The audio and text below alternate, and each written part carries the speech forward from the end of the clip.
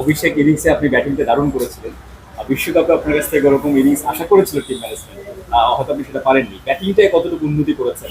ইন্ডিয়ার বিপক্ষে নিশ্চয়ই ব্যাট হাতেও হয়তো সেই বিষয়কে আমরা দেখতে পাবো।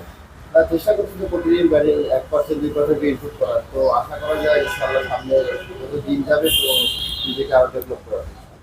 এটা টি-টোয়েন্টিতে শেষের দিকে নামলে অর্থাৎ ৬-৭ বা এই পজিশনগুলোতে নামলে ব্যাটিং করার আসলে ওইভাবে কোনো সুযোগ খুব কমই থাকে ব্যাটারদের। সেই জায়গা থেকে আপনাদের প্র্যাকটিসেও নিশ্চয়ই এরকম সিচুয়েশন তৈরি করে আপনারা প্র্যাকটিসটাও করেন যে কোন পজিশনে ব্যাটিং করবেন বা করতে চান।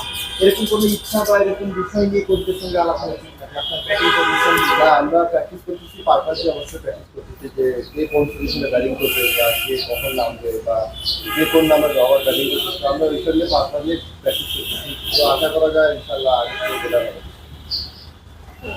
আচ্ছা, লাস্ট যেহেতু আপনি বললেন যে আমরা অবশ্যই